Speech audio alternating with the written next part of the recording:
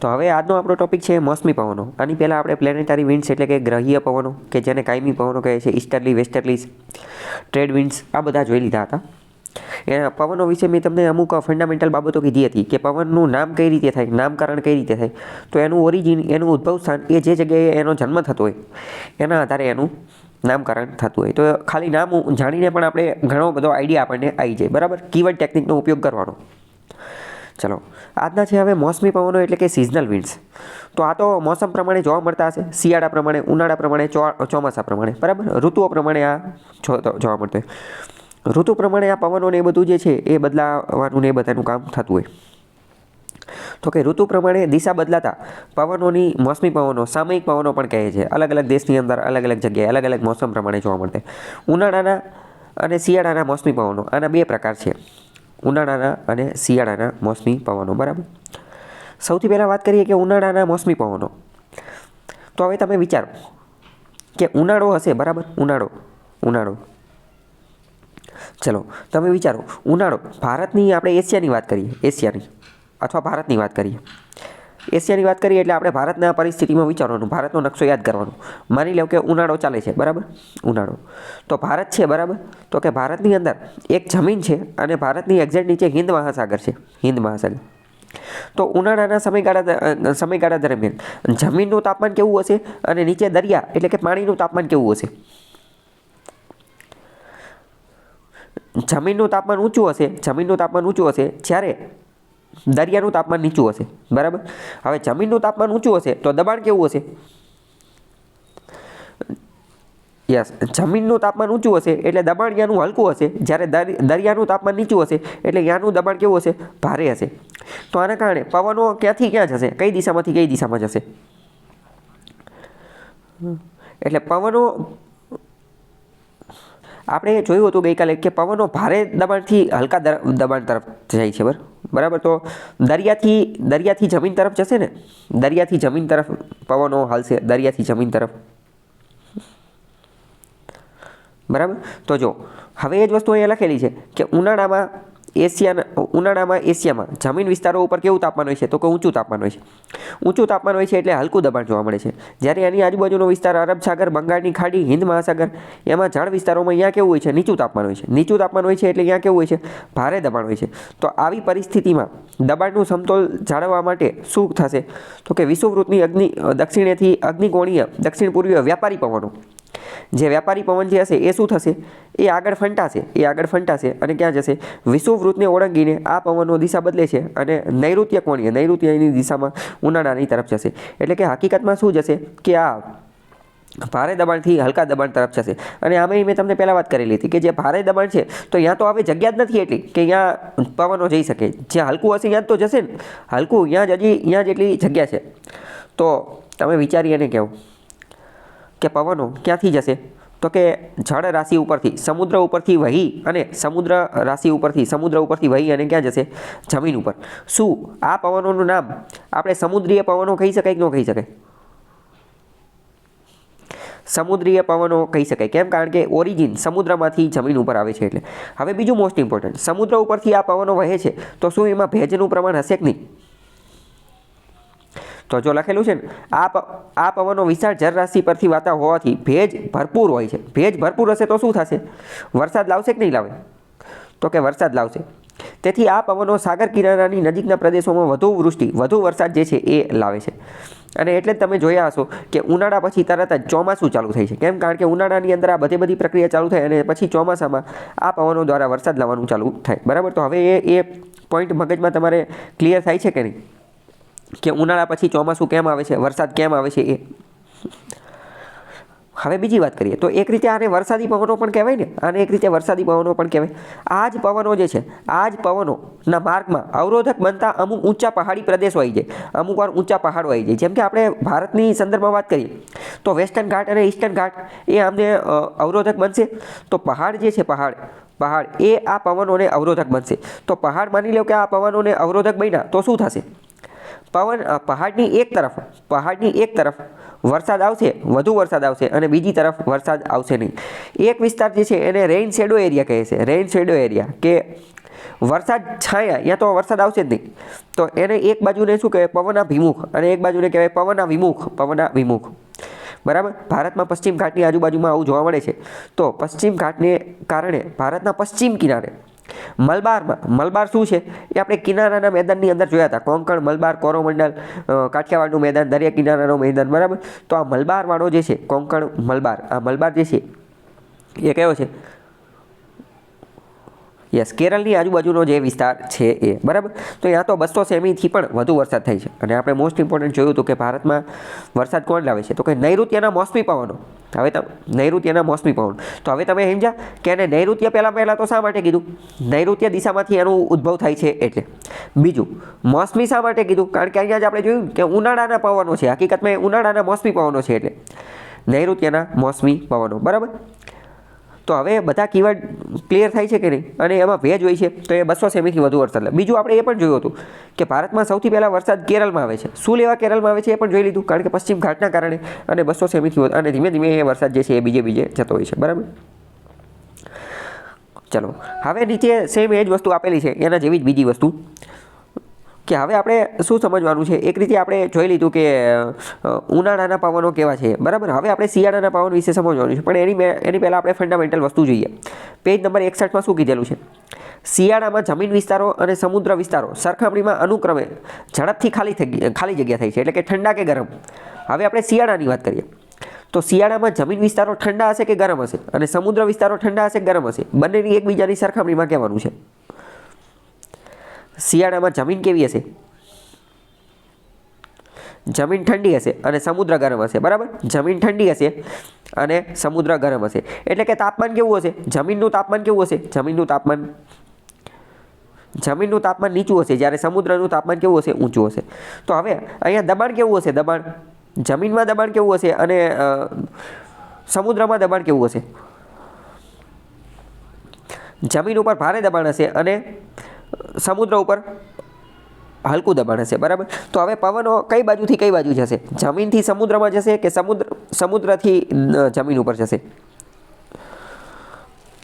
બરાબર. યસ, ભારે દબાણથી હલકા દબાણ ઉપર જશે. ભારે દબાણથી હલકા દબાણ ઉપર જશે તો જમીન ઉપરથી સમુદ્ર ઉપર પવન વહાશે. જમીન ઉપરથી સમુદ્ર ઉપર પવન વહાશે. તો શું આવા પવનોને જમીની પવનો કહી શકાય? કારણ કે એનું ઓરિજિન, એનો ઉદ્ભવ જમીન ઉપરથી થાય છે, બરાબર. તો જમીન ઉપરથી સમુદ્ર ઉપર પવનો થશે. આખી વસ્તુ તમને ખબર પડી ગઈ કે ન પડી? પરીક્ષામાં પ્રશ્ન શું પૂછાશે એ હું તમને કહ્યું. પરીક્ષામાં પ્રશ્ન એવો પૂછાશે કે શિયાળામાં જે છે એ પવનો ક્યાં જોવા મળે છે? એટલે કે જમીનથી સમુદ્ર તરફ કે સમુદ્રથી જમીન તરફ? અને ઉનાળામાં પવનો ક્યાં જોવા મળે છે? જમીનથી સમુદ્ર તરફ કે સમુદ્રથી જમીન તરફ? ખબર પડી કે ન પડી? ચલો હવે તમે આનો જવાબ કહો. શિયાળામાં પવનો કઈ જગ્યાએ હશે? શિયાળામાં કઈ જગ્યાએ હશે? તો કે જમીનથી સમુદ્ર તરફ. જમીનથી સમુદ્ર તરફ. જમીનથી સમુદ્ર તરફ. જ્યારે ઉનાળામાં ક્યાં હશે? તો કે સમુદ્રથી જમીન તરફ, બરાબર. સમુદ્રથી જમીન. એવું પણ યાદ રાખી શકો કે ઉનાળાના જે પવનો જે છે, ઉનાળાના એ નૈઋત્યના મોસમી પવનો છે જે સમુદ્રથી જમીન તરફ હોય, અને એટલે જ તે એ પવનો જે છે વરસાદ લાવશે. આ પવનો વરસાદ લાવશે. શિયાળાવાળા વરસાદ લાવશે. શિયાળાવાળા પવનો વરસાદ લાવી શકે નહીં. કેમ? કારણ કે જમીન ઉપરથી આવે છે, એમાં કોઈ ભેજ હોતો નથી. ઓકે, ચલો આગળ જોઈએ.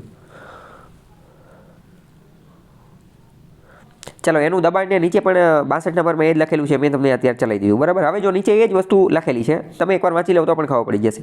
શિયાળામાં મોસમી પવનો. તો શિયાળામાં એશિયા ખંડમાં કેટલાક જમીન વિસ્તારો ઝડપથી ઠંડા પડે છે, જ્યારે એની સરખામણીમાં સમુદ્ર કેવા હશે? તો કે સમુદ્ર ગરમ હશે. અને દબાણને એ બધું વસ્તુ આવેલું છે, હુફાણું ને એ બધું આપેલું છે. ઓકે, કંઈ ડાઉટ હોય તો પૂછી લો, એકવાર તમે વાંચી લેજો. બાકી મેં તમને જે ચલાવ્યું એ જ વસ્તુ એમાં લખેલી છે.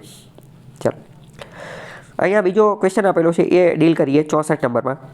કે શિયાળામાં જમીન વિસ્તારો પરથી આવતા પવનોમાં ભેજ ખાલી જગ્યા હોય છે. જમીન ઉપરથી આવે છે તો ભેજ કેવો હશે? ઓછો આવશે. આથી તેઓ વૃષ્ટિ, વરસાદ આપશે કે નહીં આપે? વધારે આપશે કે ઓછી આપશે? નહીવત, બરાબર. વરસાદ આપશે જ નહીં. ઓકે, તો આ બધા આવા કોન્સેપ્ટ તમારે ક્લિયર રાખવાના. નીચે જો એ જ વસ્તુ લખેલી છે. હવે આ જે પવનો જે છે આ પવનોને એક રીતે ઈશાન કોણીય મોસમી પવનો કહે છે. ઈશાન કોણીય મોસમી પવનો ના કેટલાક ફાંટાઓ સમુદ્ર પરથી પસાર થાય છે ત્યારે ભેજવાળા બનીને વૃષ્ટિ આપે છે. હવે જો આમાં કેવું હોય કે બધું 100% સાચું ન હોય. આપણે અત્યારે જે પવનો જોઈએ એ કે શિયાળાના પવનો જોઈએ, બરાબર, શિયાળાના પવનો, જમીનવાળા પવનો, જમીનવાળા. તો આ ખાસ વરસાદ આપતા નથી. અને આ જ પવનોનું બીજું નામ શું? તો કે ઈશાન કોણીય પવનો. જો દરેક પવનના 3 નામ છે, તમે નામ યાદ રાખો. સૌથી પહેલાં આપણે જોઈએ કે ઉનાળાના પવનો. તો ઉનાળાના પવનો એને એક રીતે નામ આપી શકાય સમુદ્રીય પવનો. અને ત્રીજું નામ શું આપી શકાય એનું? તો કે ત્રીજું નામ આપી શકાય નૈઋત્યના મોસમી પવનો, બરાબર. તો એવી જ રીતે શિયાળાના પવનો એ પહેલું નામ શિયાળાના પવનો. બીજું નામ શું બનશે? જમીની પવનો. અને ત્રીજું નામ શું બનશે? ઈશાન કોણીય મોસમી પવનો, બરાબર. તો ત્રણેય નામના આધારે તમને ખબર પડી જવી જોઈએ, બરાબર. નામનું મોસ્ટ ઇમ્પોર્ટન્ટ તમને એ પણ ખબર હોવી જોઈએ કે ભાઈ નામ કેવી રીતે બની, તો મેં તમને પહેલાં જ ચલાવી દીધું. તો અમુક વાર આ પવનો જે છે ને એ એના અમુક ફાંટા સમુદ્રમાંથી પસાર થતા હોય તો એ વરસાદ આપશે કે નહીં આપે? તો કે હા, સમુદ્ર ઉપરથી પસાર થાય તો ભેજવાળા બની અને વરસાદ આપી શકે છે. તો એ અમુક પવનો એ કયા છે? એ ભારતના પૂર્વ કિનારે કોરોમંડલ એટલે તમિલનાડુ વાળો વિસ્તાર અને શ્રીલંકાના ઉત્તર ભાગમાં વરસાદ આપે છે. એટલે તમને જાણી અને નવાઈ લાગશે કે કોરોમંડલ વાળો વિસ્તાર જે છે ને અહીંયા શિયાળામાં વરસાદ આવે છે. ક્યારે? શિયાળામાં. શિયાળો એટલે કયો? તો કે ડિસેમ્બરથી જાન્યુઆરીના સમયગાળામાં બંગાળની ખાડી ઉપરથી પસાર થતા ઈશાન કોણીય મોસમી પવનો વર્ષની મોટા ભાગની વૃષ્ટિ આપે છે. તો કે તમિલનાડુવાળો ને એ બધો વિસ્તાર રહ્યો, ત્યાં લોકો ડિસેમ્બર જાન્યુઆરીમાં ફરવા જાય તો એને રેઇનકોટ લઈને જવું પડે, છત્રી લઈને જવું પડે. કેમ? કારણ કે અહીંયા ત્યારે વરસાદ આવતો હોય છે. અત્યારે ડિસેમ્બરનો મહિનો જ ચાલે છે. શું લેવા એવું થાય છે એનું કારણ પણ આપણે સમજી ગયા. નહીંતર સામાન્ય રીતે વરસાદ કોણ લાવે? તો કે સામાન્ય રીતે તો નૈઋત્યના મોસમી પવનો જે છે એટલે કે જે ઉનાળુ પવનો એટલે કે જે સમુદ્રી પવનો એ લાવે છે. જમીની પવનો લાવતા નથી. પણ અહીંયા જે છે જમીની પવનો પણ લાવી જાય છે. એનું કારણ શું છે? કારણ કે એમને ભેજ મળી જાય છે, સમુદ્રના સંપર્કમાં આવી જાય છે એટલે. ઓકે. હવે તો આ મોસમી પવનો દ્વારા જે કોઈ પણ વરસાદ આવે એ હંમેશા અનિયમિત અને અનિશ્ચિત હોય. એવું શા માટે?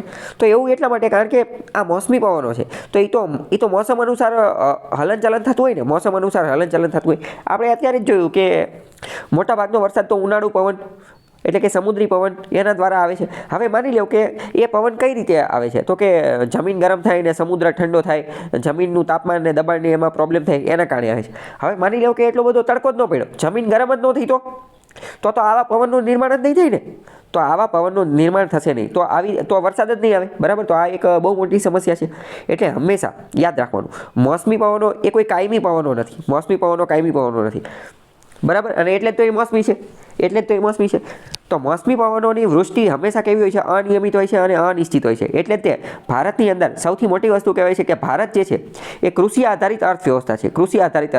અને ભારતનું સમગ્ર કૃષિ જે છે ને એ વરસાદ ઉપર આધાર રાખે છે. એક ડાયલોગ બોલવામાં આવે છે કે ભારતનું ઇકોનોમી, ભારતનું અર્થતંત્ર, ભારતની કૃષિ એ એક રીતે જુગાર છે. કોની સાથેનો જુગાર છે? તો કે વરસાદ સાથેનો જુગાર છે. જો વરસાદ સારો થઈ જાય તો કામ થઈ જાય, સારો ન થાય તો કંઈ કામ થાય નહીં, બરાબર. એટલે આને જુગાર, ગેમ્બલિંગ પણ કહેવામાં આવે છે, બરાબર.